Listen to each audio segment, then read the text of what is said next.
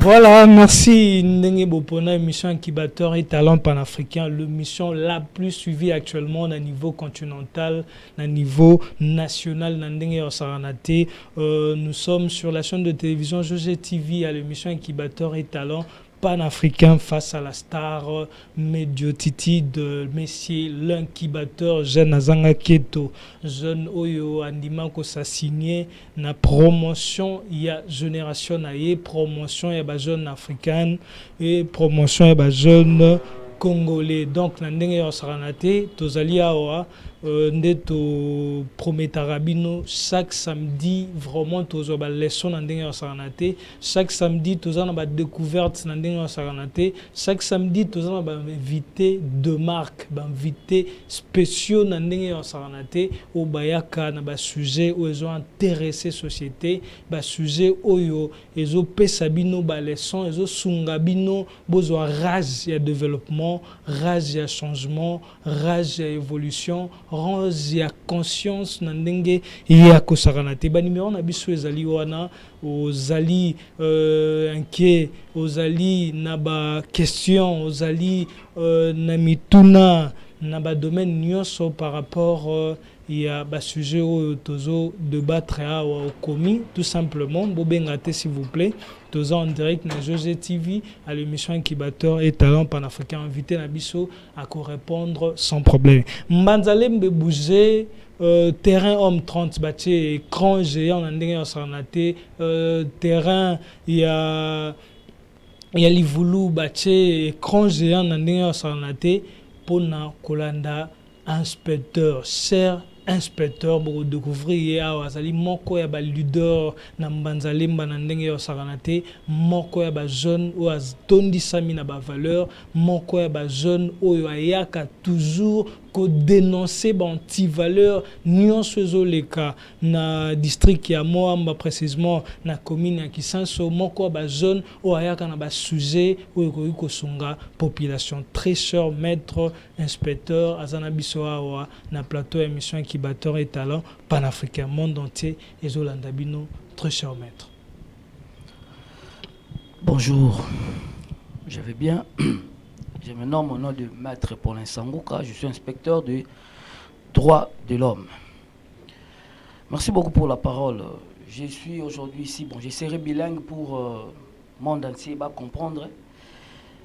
Na leki lelo na écran na biso pour que na ebisa batu comment est-ce que on peut bakangi mutu mutu bakangi pona ba azana ba droit na ye azana ba liberté na makabuna et consort mais mutu o bakangi bazo torturer les sous. Dans mon thème vraiment ezali la privation de liberté n'est pas la torture. Privation de la liberté n'est pas la torture. Donc exact si je moro ya mutuya na ndenge ya saranate batu ebele ba jeune ebele bandeko ebele ba congolais ebele ba e barate liberté na bango ezali na ba limite ya liberté na bango ezali ni cher maître azana biso na plateau Incubateur et Talent Panafricain pour na ko expliquer en détail. Bon, toyeka ko ebisa bana mboka sur la privation de la liberté. Mutu tangu azana ba liberté na ye et ezali kopesa ye ningisa de peur que akwe ya pe na mbebate.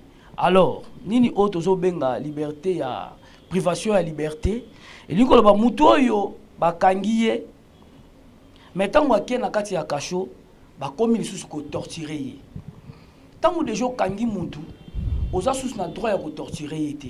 Pourquoi? Parce que bakangi yo déjà mingi tozo mona na ba souciat bakangi mutu mais aza déjà na kasho ba bandi lisusu ko torturer. Or tango kangi mutu tu n'as pas assez de droits de le torturer parce que il est déjà en détention avec vous.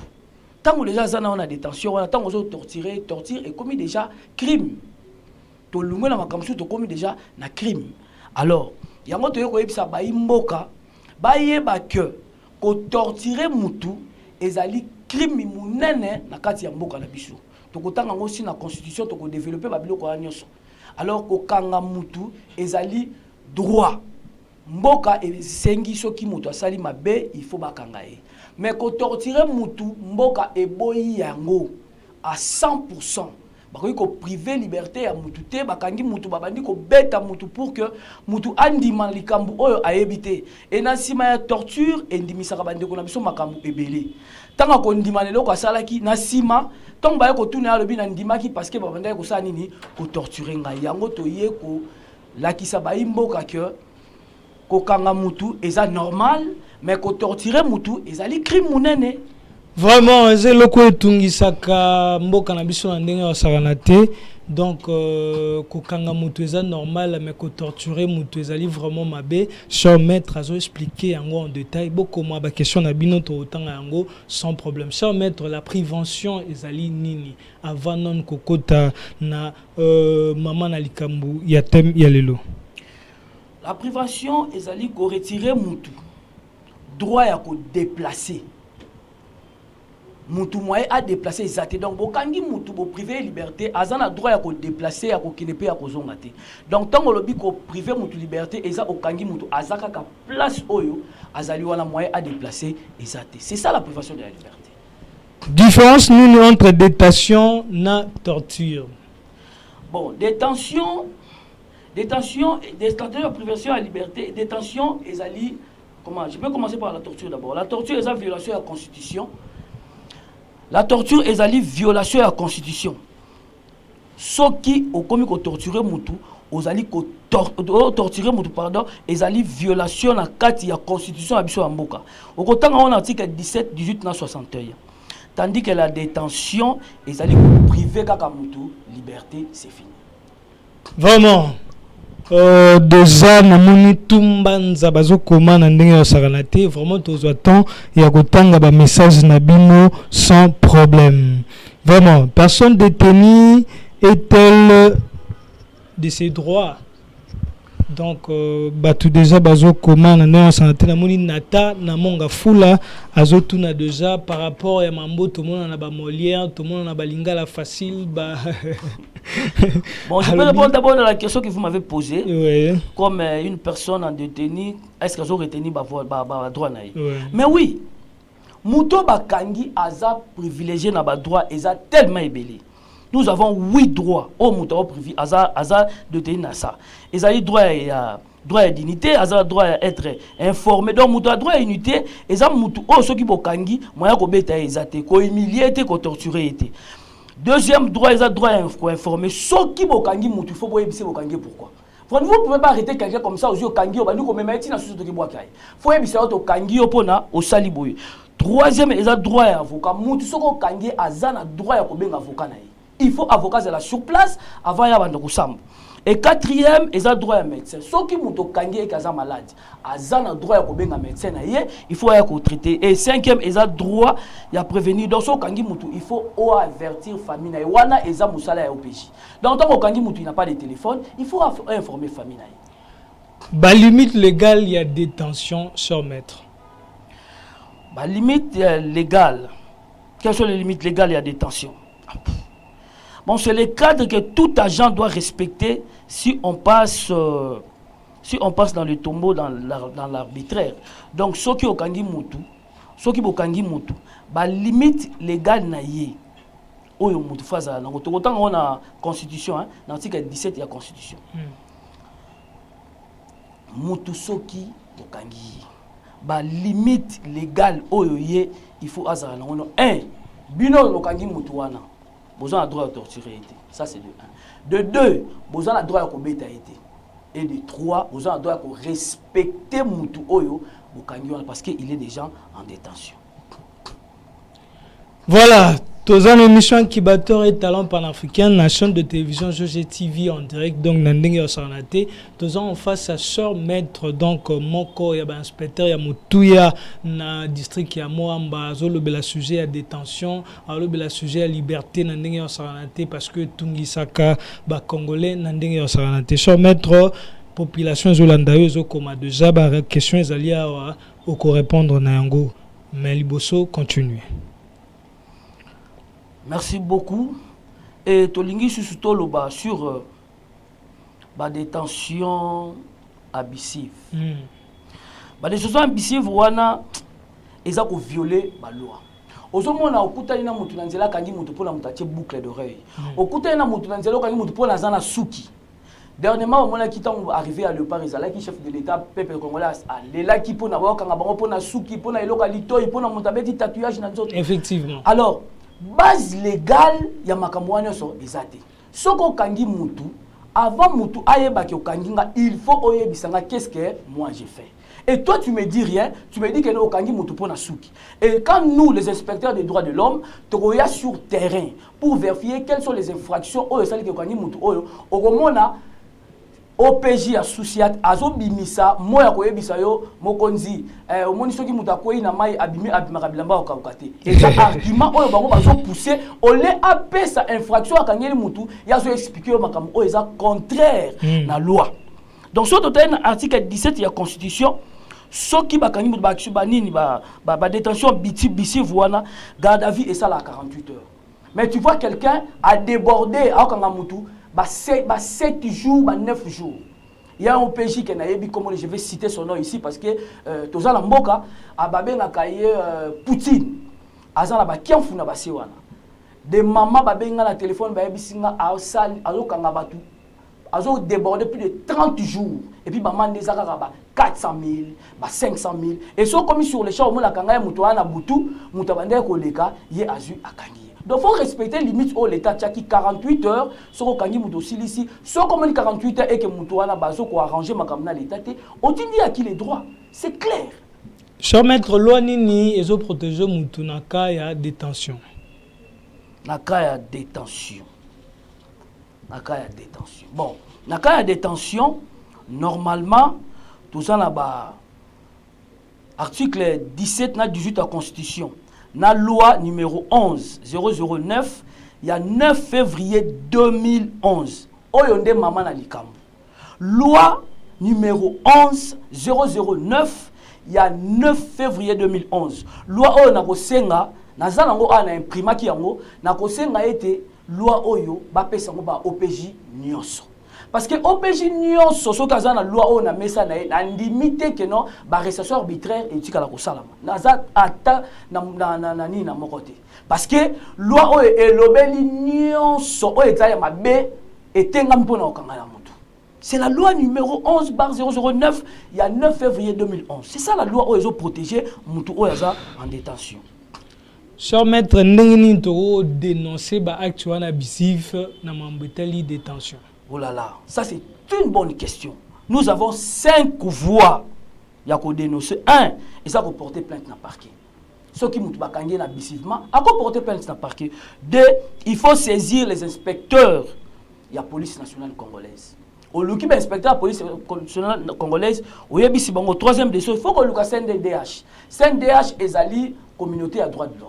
Au lieu de on se plaindrait et puis 4e, on va alerter ONG à droit de l'homme. Nous sommes là. Si vous m'appelez, mon numéro est là. Je suis 24 heures sur 24 en ligne. Dès que vous m'écrivez que je vais descendre sur le terrain sans pourtant vous foutre la transport.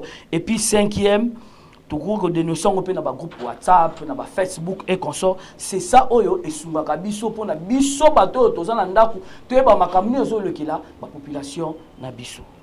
Ba sanction nini pona bato yo bazo torturer population pendant période wana détention. Ba sanction nini eza prévu pona ngo ba loi nini ezo et détaillé ba sanction wana pona bato bazo torturer population en cas de détention sans pourtant kutu bazwa déjà jugement na ndenge ya saranati. Merci beaucoup. Tozaka kana loi numéro 11 au noto ebisabiso 009 le 9 février 2011. Loi wana mtezo ko sanctionner bato nyonso. Que dit la loi? Torture simple. Okangi muto bandi ko beta et torture simple on appelle ça et ça 5 à 10 ans de servitude pénale. Soki to yebakati. Wow. Torture o est entraîné biso benga ngo mutilation. Torture o est entraîné mutu soit à une infirmité dans nzoto, à bukani, à wana to ezalaka 10 à 20 ans de servitude pénale. Et puis torture o est memi mutu na ko kufa. Voilà, muto abomi muto wana torture, yebe a aussi la peine à perpétuité. Donc c'est ça, c'est simple. Donc yango to moni ba imboka to lingaka batu batangaka pona bakoma ko kanga biso bizarre bakoma ko beta ka biso pamba te. Voilà, tous une émission incubateur et talent panafricain. Thème Nabiso Zali, la prévention de la liberté n'est pas la torture. Donc, cher maître, Azana Biso Azo expliqué, droit Nabiso Otoye, baka vraiment te, na mambetali période de détention, na nenge sanante sur nous, tozaka emporté, tobo sanaka o tozali, ndepe saka bazan de l'ordre, ndingi sa ya rosara Nabiso, ndenge balingi to. Tanga ba message Nabino et puis cher maître, répondre tomoni Nathan na monga fula tuni ba média balinga la facile ba média wana nyonso ba magazine wana nyonso o mutu nanu te azui jugement mais déjà bango ba ye ba brandir ye na télé donc ba comment poser ba question à la portée de tous wana ezali mama na likambo o eza lokola eza ba cybercriminalité oyo tozomona na mboka na biso. Omoni soki nanu mutu loi ezolo ba clair soki nanu mutu asambité asayno l'autre azali ko bénéficier na présomption d'innocence. Donc tu ne peux pas kozwa mutu oyo ko brandir yeno kozolo ba wana likambo sans pour autant yemo comme kolonzo tona na sala yangote. Ce n'est pas normal. Ce n'est pas normal. Et puis ngai ne natambola ka boy nanzela mutu jamais ro ya pa na ngai liboso bani ko yebisanga makamoko boy. Donc nyonso wana ndeko ezali tozoye bande ba loi na biso te ba droit na biso toza koye bango te raison pour laquelle bato wana bazo profiter na ba faiblesse oyo biso toza na yango. Divin Matondo na Funa a salué présence na bino émission incubateur et talent panafricain a bien très bon sujet oyo a trouvé un mot vraiment intéressant. Atuni alobi est-ce que ezali na ba montant oyo ezali bien déterminé na chaque infraction. Na kozonga sima muke pona koloba excellence Mutamba asalaki yango alobaki asala guichet unique oyo ekozala uniquement pona ba montant ya infraction o ba bando commettre normalement ezali ba montant wana nyonso ezali mais vu que ezali détaillé te na ba parquet o bacha normalement na parquet ba roi koya ba tcheli biso yango o yebi ke cause blessure volontaire ezali autant soko sali bo ezali autant ba montant nyonso ezali. Benjamin Koutangumuka na Tchangu quartier 3 a salué présence na bino na émission incubateur et talent panafricain a lobby question na ezali est-ce que balongo la loi ya ba convocation parce que le loi a brusquement kabwe bakangi mutu.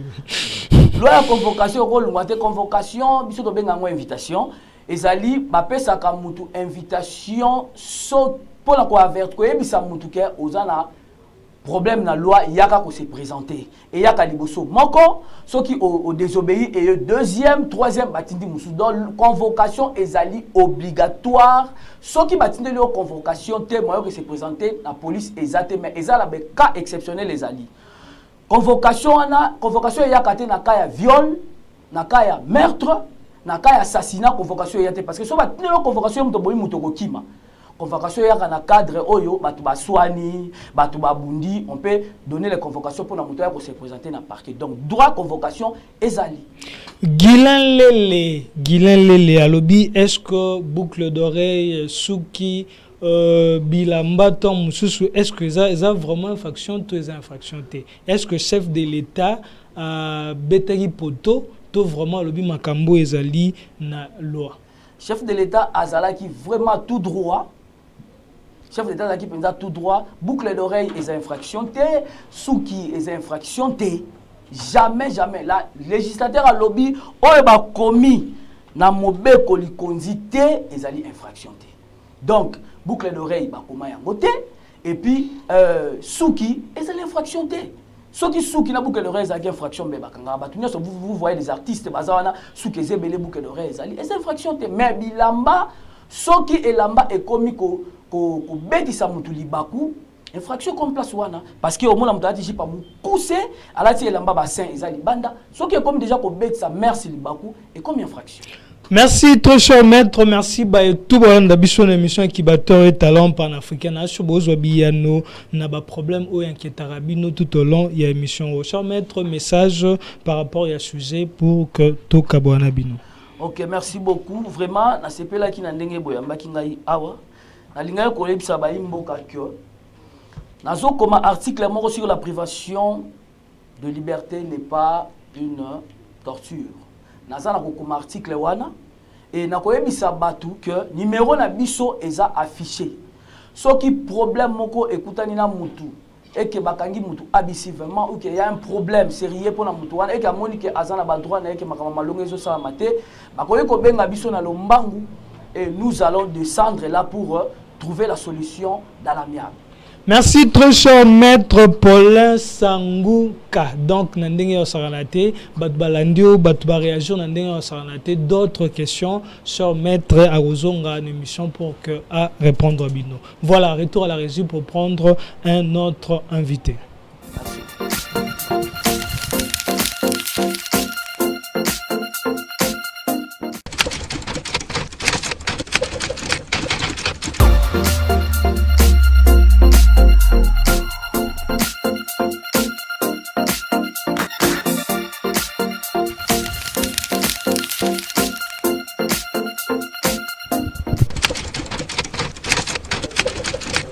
Olingi Otanga ozwa diplôme académique certifié, il y a qualité na enseignement, il y a qualité par rapport, il y a lelo na yo na lobi na yo na libela na yo, il y a kana ISPC, Institut panafricain, Institut supérieur panafricain du Congo, ISPC. Donc Zouami justement na boulevard Salongo, Zouami na boulevard Salongo entre rond-point na intendance boulevard Salongo, précisément na école L'Enfel, yaka na ISPC ko sala inscription na yo na ndenge osaranate ba faculté nyonso eza ba département nyonso ezali, donc enseignant à qualité, enseignement et à qualité, donc oyo pesa formation très efficace na étudiant na étudiante na ndenge osaranate boya pour que aussi sa classe na académique au coma kimia. Voilà, tozo poursuivre mission na biso incubateur et talent panafricain, le mission la plus suivie na niveau continental na niveau national na ndenge osaranate en face nanga nazali na l'homme de Dieu. Donc y a une émission incubateur et talent panafricain azana message moko ya mutuya ya kopesa bino. Ce très cher homme de Dieu, bonjour. Bonjour, monsieur le journaliste. RDC Zolandayo, Afrique et Zolandayo. Vraiment, je suis l'évangéliste Amos Kazadi. Je vous apporte un message. Nous organisons une grande activité évangélique dans notre assemblée locale Mission Évangélique du Réveil, ici sur avenue Pumbu 17 bis, quartier Mbanzalemba, commune à Lemba, non loin de terminus intendance, référence école et bâtisseurs du Congo. Intitulé activité bananzambe eza ya mutuya makasi ebiso nzambe mobulu na ndenge osaranate batie thème ya mutuya o intéressé vraiment nga tika emoko aloba yango aloba na importance na yango. Voilà, thématique de exploiter ezali l'intercession qui illumine. Pourquoi d'abord l'intercession? On a vu que la plupart ya bananzambe ceux qui besoin de toke sambela pour na vinabiso, pour na mariage, pour na misala, pour na activité pour nos familles, là bakoyambango na balosambo na ba service à prière na ba jeune. Mais quand on dit to intercéder, c'est-à-dire to prier pour na ba sujet pour lesquels ils ont concerné biso mbala mon côté, boto prier na cadre ya bien-être universel ndenge ndekongo ayemba, c'est-à-dire donner prier pour la nation, prier pour les saluts des âmes, prier pour les intérêts d'autres personnes. Alors bananzame mingi bazon kasima parce que azomona temba moko intérêt nae, mais on veut faire prendre conscience na peuple nzambe que Christ lui-même est pour nous notre avocat auprès du Père. Il intercède en notre faveur. Alors cela fait que biso nous sommes appelés à être des intercesseurs. Mais pourquoi cela illumine? C'est parce que quand dans le Sambo na Éphésiens 1 verset 16 à 18, Paul azo ebisaba Éphésiens était naliko sambela pona bino nete nzambe afungola maele pe miso ya motema. Donc le cœur a des yeux, et par rapport à cette prière, lorsque toliko bon de la nzambe liko ouvrir nos yeux pour que tu comprendre o ezali boye sa grandeur, sa majesté, longueur, largeur, profondeur ya bolingo na ye, pe il y a héritage au alengeli pona babulami. C'est pourquoi nous sommes vraiment invités à y prendre part. Cher évangéliste Amos Kazadi, donc Yende invité spécial à l'émission Incubateur et Talent panafricain avec thème intercession qui illumine. Donc, tonito ba source, il y a ba thème au bochaka na ba campagne na bino ezali selon ba étude bomoto to ezali vraiment d'inspiration au Nzambe apesa bino. Vraiment, merci pour la question, monsieur le journaliste. La source d'inspiration, je peux dire, il y en a plusieurs. Il y a plusieurs sources. Il y a l'Iboussé Zali Malobana Nzambe. En lisant les Écritures saintes, la Bible, tu peux tirer un thème. Il y a mis Baleza le Sambo, 4 na prière. Dieu peut t'ouvrir les yeux pour avoir un thème. Il y a mis Sato aussi, fait, il y a société. Mais évidemment, qui se passe dans la société, peut-être le lot, on parle de la guerre de l'Est. Guerre, il y a Iran avec les États-Unis, guerre du pétrole, tout. Russie, na Ukraine. Donc, ces faits-là peuvent aussi inspirer les prédicateurs. Topé les comets des mortels et les insolites qui se passent dans na Batu. Il peut aussi tirer une thématique na kat na Matéanae.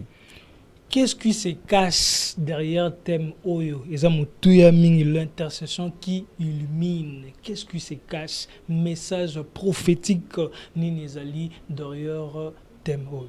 Vraiment, nous voulons apprendre aux enfants de Dieu et à tous les participants que le sambo est bakofungola mutu maye le pemiso. Regardez Adam et Ève en Éden et ils ont voulu avoir l'illumination, l'ouverture d'esprit, il y a pensé par Satan. Et bien si moi, si les jours où vous mangez de ces fruits, vos yeux souvent vous serez comme des dieux connaissant les biens et les mal. Menzo kande mis ce fruit bango, ba monite baza bolumbu.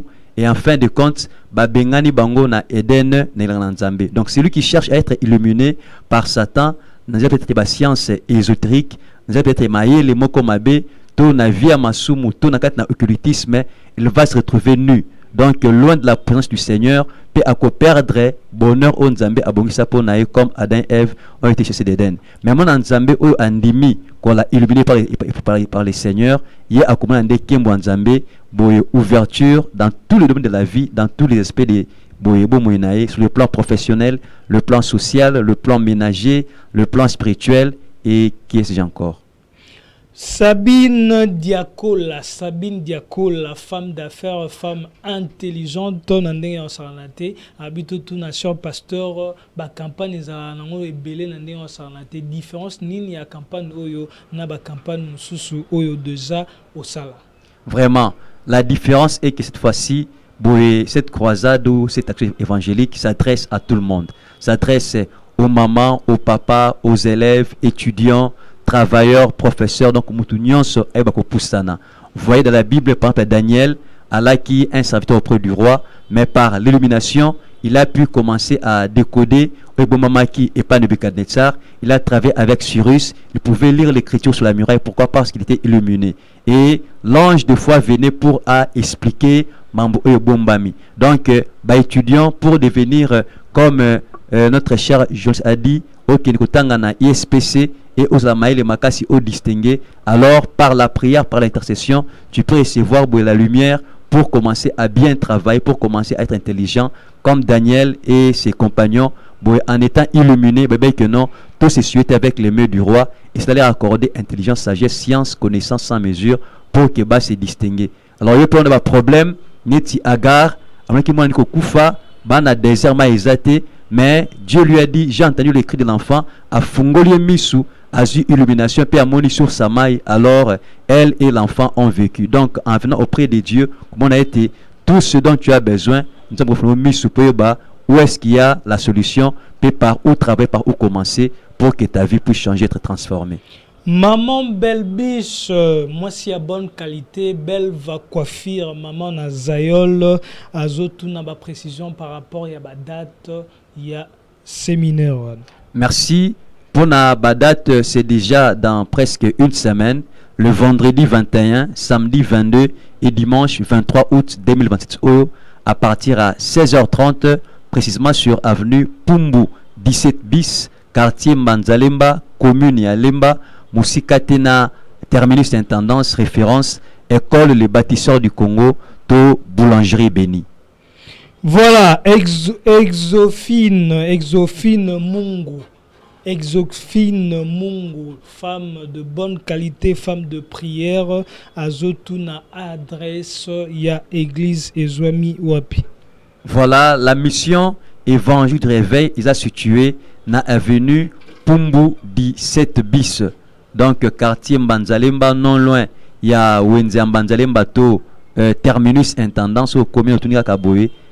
Église, école les bâtisseurs du Congo, Topé Boulangerie Béni, vous êtes juste sur l'avenue de l'église.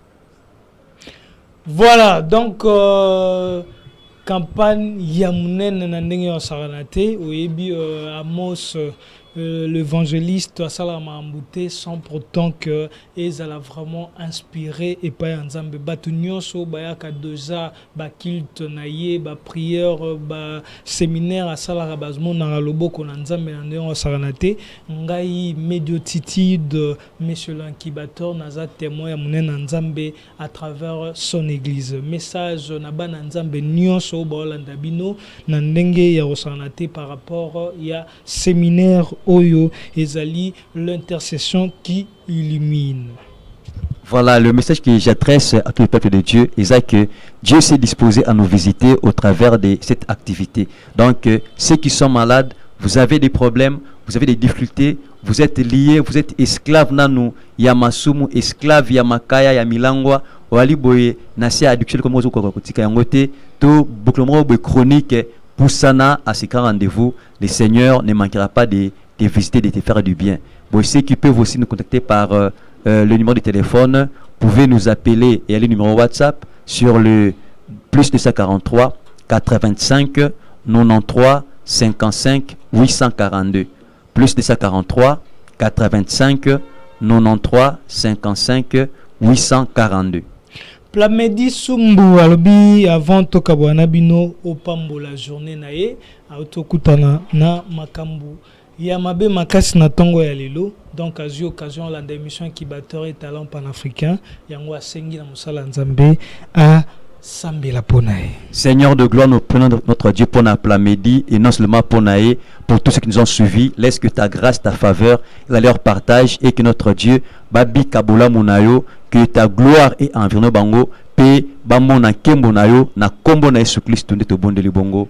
Amen. Amen. Merci, toi, cher pasteur Amos, par rapport au passage Nabino à Omoni, Malam ou émission qui batteur et talent panafricain. Non seulement connaissance, mais sous une bénédiction. Donc, Bolandarabiso, chaque samedi, à 11h, donc, la chaîne de télévision José TV, l'émission qui batteur et talent panafricain face à Monsieur l'incubateur, Médiotiti, de promoteur de leader, jeune Oyo Azanga qui est au rendez-vous. Donc, na séminaire ya Mounene l'intercession qui illumine Nandenge Yakosarana. De retour à la régie pour prendre notre invité.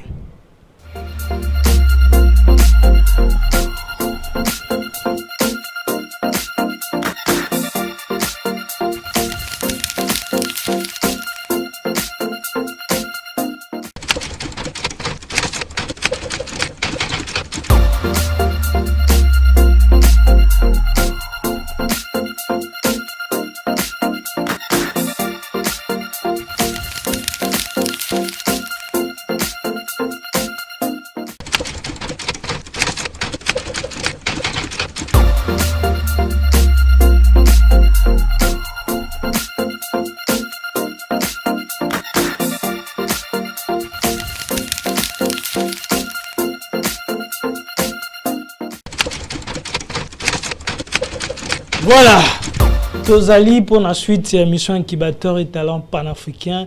L'émission la plus suivie au niveau continental, l'émission la plus suivie au niveau national dans le Saranate, Incubateur et Talent Panafricain sur José TV chaque samedi à 11h face à la star, Monsieur l'incubateur, Jeannot Azanga qui est au promoteur de leader. Toujours continuer, on a invité de marque dans l'émission. L'émission non seulement aux connaissances, non seulement aux bénédictions, mais sous la guérison. Toyambi moko ya ba docteur oyo asepeli ko yo pesa bino message ya campagne o état santé na ndenge ya santé. Cher docteur, bonjour. Bonjour.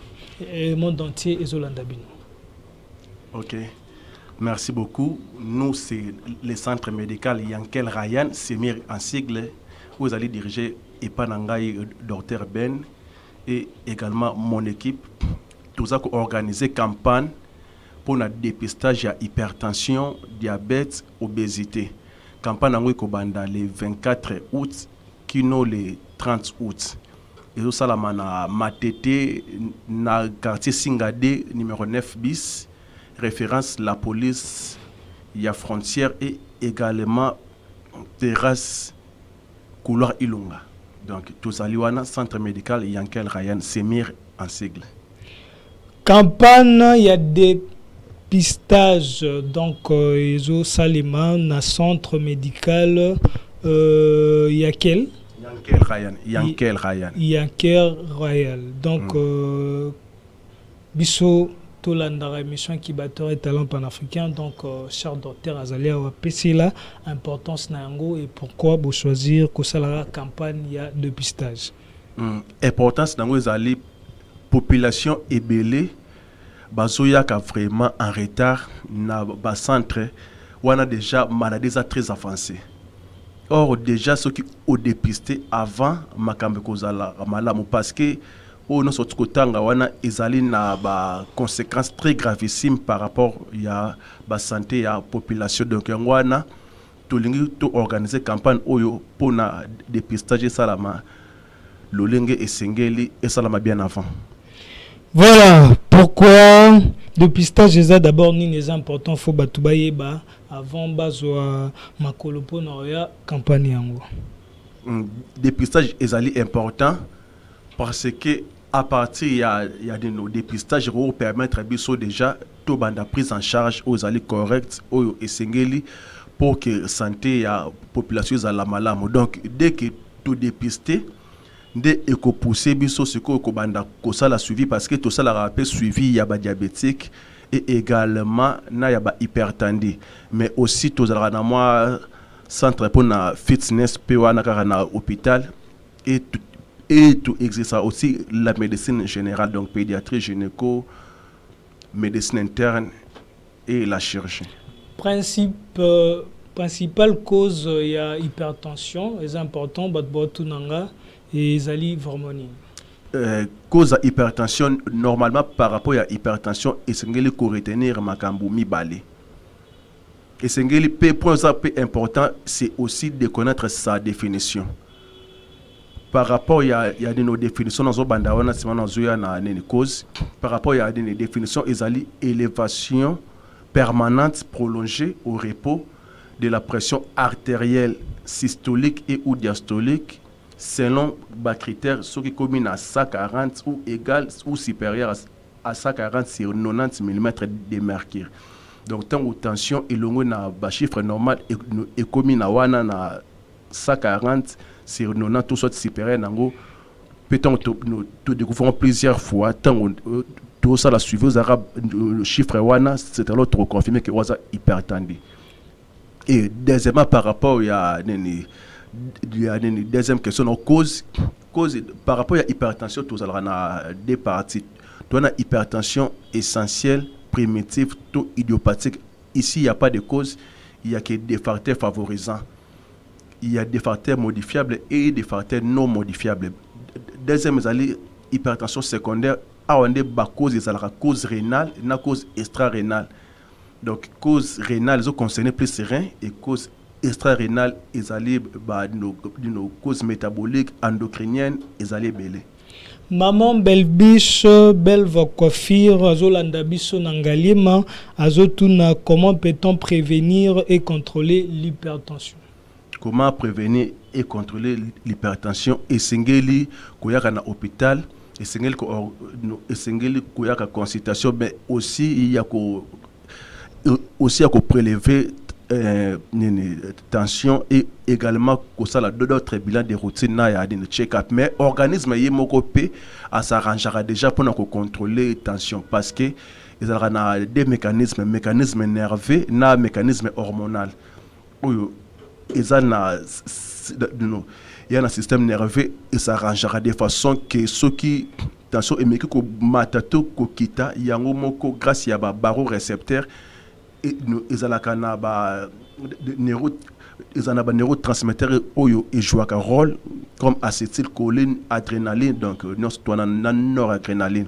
Tout soit ce qui peut wana turosali le mécanisme hormonal ezalaka na mutuno surtout déjà na organisme parce que ezako s'arranger pour que et contrôler vraiment que tous ala na ba chiffre ya bien le mécanisme hormonal il y a ce qu'on appelle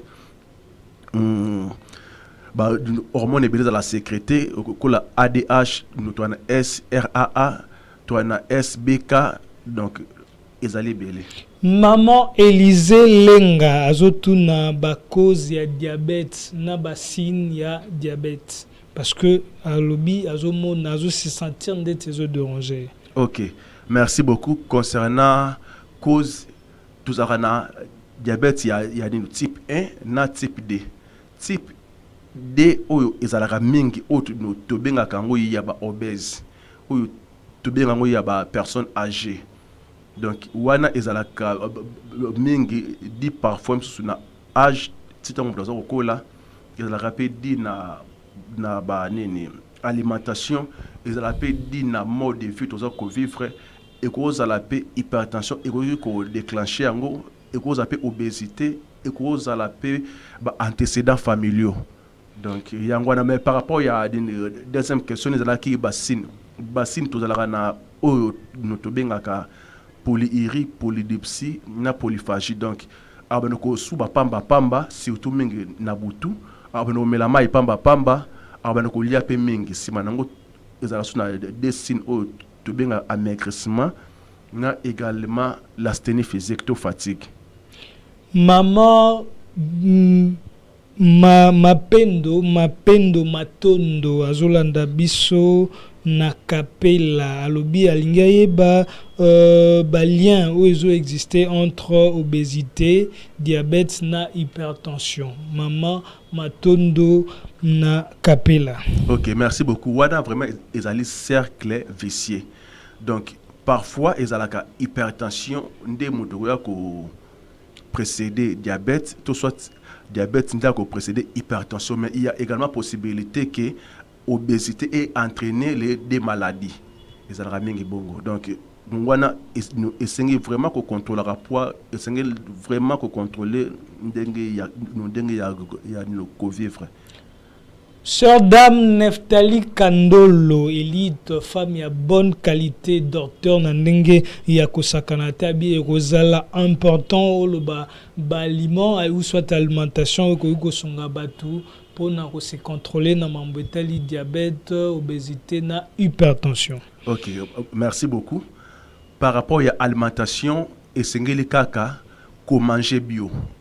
Bien que ça difficile mais essengeli vraiment ko sala ba effort ko lia bongo essengeli ko retenir formule oazo pesa ezali 3 mois na 3 plus 3 mois ezali nene pas trop de sel, pas trop de sucre, pas trop de graisse wana 3 mois 3 plus ezali essengeli ko encourager mingi ko lia ba fruits et également ko encourager mingi matembele, bandunda et aussi pratiquer les activités physiques.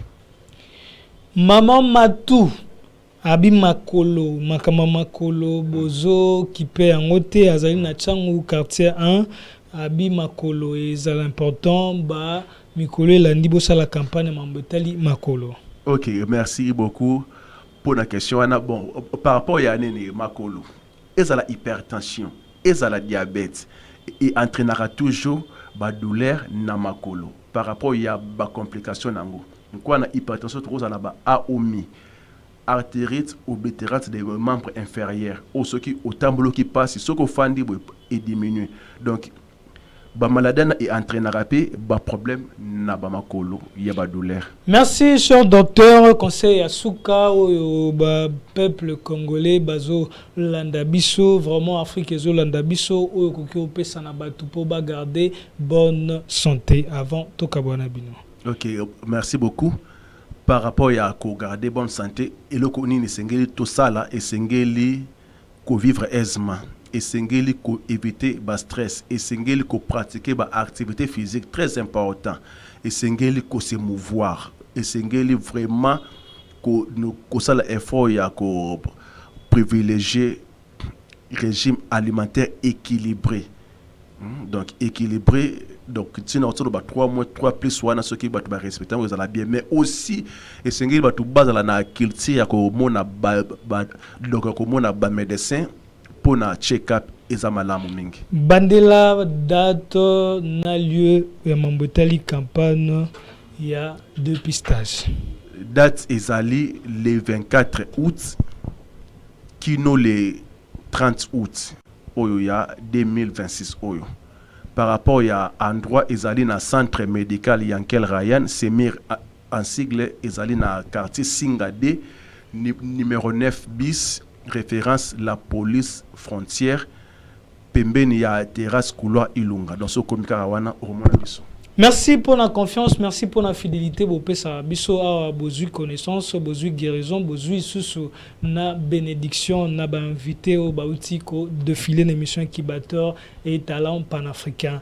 Tokutani le 10 octobre, donc grande activité na ndenge saranate pamoja na club de jeunes élites ba organiser ngo pour na se détendre et bika vacances koko si la boité sans que kanga photo na médiotiti sans que ça la change des contacts na médiotiti de où ils ont moins passé pour na komona na ndenge saranate occasion angwana. Donc dimanche samedi o ezoya to la bino affiche par rapport à ba montant et ba détail ba précision nyonso. Donc numéro na biso za wana contacter nga pour ba détail nyonso. Tokutani samedi prochain na même heure 11h na même chaîne Jojo TV avec le monsieur l'incubateur médiotiti de ciao.